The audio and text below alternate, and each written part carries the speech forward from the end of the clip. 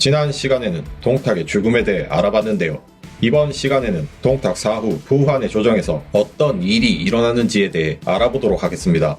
동탁이 죽은 후 왕윤과 여포는 공동으로 조정의 정사를 관장했습니다. 왕윤은 동탁이라는 억제의가 없어지게 되자 자신의 정의를 대신들에게 관철시키기 시작했습니다. 왕윤은 자신이 악이라 규정한 것에 대한 강한 혐오를 드러냈으며 또한 자신이 최고의 권력에 서자 교만해지기 시작하여 아랫사람들이 점차 그를 꺼렸습니다. 여포는 자신이 동탁을 죽인 영웅이라고 자기 자랑만 주구장창하고 다니며 군인으로서 품위를 전혀 지키지 않았습니다. 왕윤은 원래 여포를 군인으로서 예우했지만 점점 여포의 행동이 왕윤의 정의에 부합되지 아니하면서 그를 혐오하기 시작했습니다. 이는 여포도 마찬가지였습니다. 동탁을 죽인 후 여포는 양주 사람들에게 자신이 원망의 대상이 된 것이 두려워 왕윤에게 동탁의 부하들을 모두 사면하자고 권하였으나 왕윤은 이를 거절했습니다.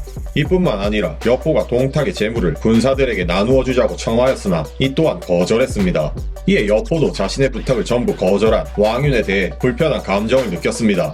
이후 조정에서는 동탁의 군대를 전부 해산시킬 것에 대해서 논의가 이루어졌는데 어떤 이가 양주 출신들이 원소와 관동 지방을 두려워하기에 군대를 해산시킨다면 이들이 불안해할 것이라며 황보숭을 서면으로 보내 이들을 그의 밑으로 편입시키자 권하였습니다.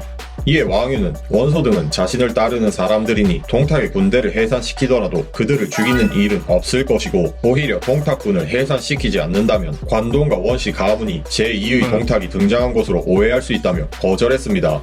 이 말이 와전되어 왕윤과 여포가 동탁 군대를 해산시키고 양주 사람들을 모두 죽일 것이라고 퍼졌습니다. 양주인들은 병주 출신인 왕윤과 여포는 충분히 그럴 위인이라고 생각하여 두려움에 떨었습니다. 이들은 채용의 일을 떠올리며 자신들도 죽을 것이라고 생각하고는 조정에 협조할 생각을 하지 않았습니다. 결국 동탁군이 군대를 해산시키는 것에 협조하지 않자 이들을 토벌하기 위해 여포는 서면으로 이숙을 보내 우보를 공격하게 하였습니다. 하지만 이숙이 우보에게 패하여 돌아오자 여포는 화가 나서 이숙을 죽였습니다. 비록 이숙을 이겼지만 우보는 여포가 직접 출병할까 두려워 몰래 서면에서 도망치려다가 부하들에게 살해당했고 우보의 머리는 장안으로 보내졌습니다. 이후 이곽장 트리오가 서면으로 돌아왔지만 이미 우보가 죽고 없었고 여포가 버티고 있는 것을 보더니 더 이상 가망이 없다고 판단하여 장안에 사자를 보내 사면을 요청했습니다. 하지만 왕윤은 사면 불가라는 답을 전달하였고 이에 이곽장 트리오는 밤에 몰래 군대를 해산하고 달아나려 하였습니다. 이때 이들 밑에 있었던 가우가 지금 도망친들 결국 죽을 것이라고 말했습니다. 그리고는 왕윤이 양주 사람들을 다 죽이려고 하니 오히려 군대를 해산시키면 스스로 지킬 수단을 잃어버리는 것이라며 일단 장안으로 진군하면서 흩어진 군사들을 모은 뒤 장안을 공격해야 한다고 말했습니다. 가후는 또한 만약 일이 실패하면 그때 달아나도 늦지 않는다고 말하자 이곽장 트리오가 동의하여 군사 수천 명을 이끌고 장안으로 갔습니다. 왕윤이 이 소식을 듣고 서영과 호진에게 출진 명령을 내려 이곽장 트리오를 막게 했습니다. 하지만 서영은 전투 중에 죽고 호진은 이들에게 항복하며 막을 수 없었습니다. 이곽장 트리오는 장안으로 진군하면서 동탁이 죽었을 때 흩어진 무리들인 번조 등을 규합하여 군사들을 10여만 명까지 늘렸으며 이곽장 트리오에서 이곽장번 쿼트가 되었습니다. 이 뒤부터는 이곽장번을 이곽군이라고 표현하겠습니다. 이곽군은 진격하여 장안을 포위하였으나 성이 높아 공격할 수 없었습니다. 곽사는 성 북쪽을 포위하고 있었는데 마침 여포가 성문을 열고 나와서 곽사에게 1대1 매치를 신청했습니다. 곽사는 이를 흔쾌히 받아들였고 여포와 1대1로 여러 합을 겨루었습니다. 그러던 중 곽사가 여포의 창에 찔리게 되었고 이를 뒤에서 지켜보던 곽사의 부하가 급히 말을 몰고 와서 곽사를 구하였습니다. 곽사를 죽이는 것에 실패한 여포는 다시 성으로 돌아갔습니다.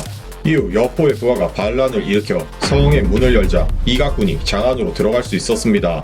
여포는 성 안에서 이들과 싸웠으나 이길 수 없었고 이에 수백 명의 기병을 거느리고 도주하였습니다.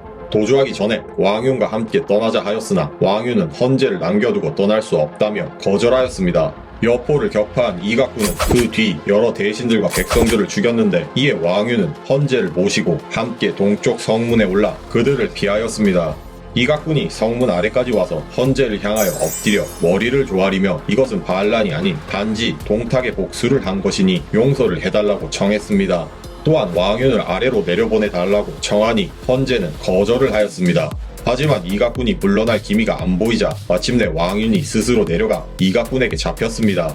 이각군은 왕윤을 그대로 죽이고 싶었으나 후 부풍군과 좌풍익군이 친왕윤이었기에 섣불리 죽일 수 없었습니다. 이에 헌제를 이용하여 이 두 군을 관장하던 자들을 불러들였고 장안에 도착하자 그대로 옥에 가두었습니다. 이각군은 좌풍익과 우부풍이라는 우환이 없어지자 옥에 있던 왕윤 등을 죽였고 동탁의 뒤를 잇게 되었습니다. 이각은 이번 장안 탈환에서 가후의 공이 크다고 생각하여 좌풍익군을 가후에게 맡기려고 하였으나 가후는 단지 살아남으려고 생각해낸 계책이었다며 이를 강경히 사양하였습니다. 이에 가후는 상서로 임명되어 관리의 선발과 임용을 담당하였고 그동안 잘못 행해지던 것을 바로잡아 통제하니 이각은 그를 아끼면서도 은근히 경계했습니다. 또한 이각군은 미현에서 동탁의 장례를 치루어 주었습니다. 장례날 큰 바람과 비가 왔으며 천둥 번개가 동탁의 묘에 떨어져 묘가 훼손되었습니다. 그 훼손된 부분으로 빗물이 들어가 묘 안에 물이 가득 차서 관이 안착하지 못하고 붕 떠 제대로 된 장례를 지내지 못하였습니다. 어느 정도 주변 정리를 한 후 이각군은 자신들을 승진시키고 장제는 홍농으로 가서 주둔하며 반동탁 연합군을 경계했습니다. 이에 남은 이각, 곽사, 번조는 공동으로 조정을 관리하였습니다. 이때 일전에 난을 일으켰던 한수와 마등이 동탁에게 사면을 받고 동탁과 함께 반동탁 연합군을 치기 위해 장안으로 군을 이끌고 도착하였습니다. 하지만 이들이 장안에 도착했을 때는 이미 동탁은 죽고 없었습니다. 이에 이각군은 한수를 진서장군으로 삼아 금성으로 돌려보냈으며 마등을 정서장군으로 삼아 미현에 주둔시켰습니다. 장안에서 이각군이 파티를 벌일 때 서주에 있던 도겸은 주준을 중심으로 이각군을 공격할 계획을 세웠습니다. 하지만 가후가 이를 알아채고 이들을 막기 위해 계책을 내었는데 그것은 헌제를 이용해 중모현에 주둔하고 있던 주준을 장안으로 불러들이는 것이었습니다. 이각은 이를 채택하여 사자를 주준에게 보내 장안으로 올 것을 명하였습니다.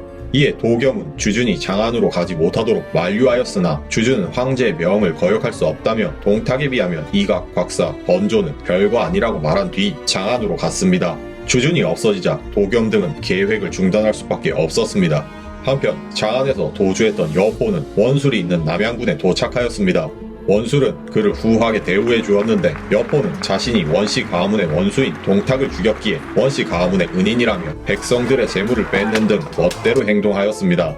이에 원술은 점점 여포를 골칫덩어리로 생각하게 되었고 여포는 이를 눈치채어 원술을 떠나 한해군으로 달아났습니다. 이각군이 여포가 한해군으로 왔다는 소식을 듣고 현상금을 걸자 한해군 태수 장양의 부하들이 여포를 도모하려고 하였습니다. 여포가 이를 두려워하여 장양에게 같은 병주 출신임을 강조하며 다음과 같은 제안을 하였습니다. 자신을 죽여서 이각군에게 넘기더라도 그들은 병주 출신을 싫어하기에 그 공훈은 별로 인정받지 못할 것인 반면 자신을 산채로 잡아 이각군에게 보낸다면 반드시 크게 공훈을 인정받을 것이라고 말했습니다. 여포의 제안에 장양 또한 동의하여 자신의 부하들이 여포를 죽이지 못하게 막았습니다. 또한 장양은 같은 병주 출신인 점에서 여포와 동질감을 느꼈기에 그를 이각군에게 넘길 생각이 없었던 것으로 보여집니다. 이렇게 시간을 벌게 된 여포는 지금은 장양이 자신을 한해군에 머물게 하지만 언제 마음이 변해 자신을 이각군에게 산채로 넘길지 모른다고 생각하여 장양 몰래 한해군을 빠져나와 장양과 대치 상태였던 원소에게로 갔습니다. 이렇게 여포와 왕윤은 동탁을 죽이고 장안을 차지했으나 결국 약 60일 천하로 끝이 나버렸습니다. 그리고 권력은 이각군에게 넘어가게 되었습니다. 한편 장안에서 권력의 실세가 여러 번 바뀔 동안 하북 지역에서도 심상치 않은 일들이 벌어졌습니다. 과연 무슨 일이 일어났던 것일까요? 다음 시간에는 이 내용으로 찾아뵙겠습니다. Took a long time to find what I was looking for, but when it did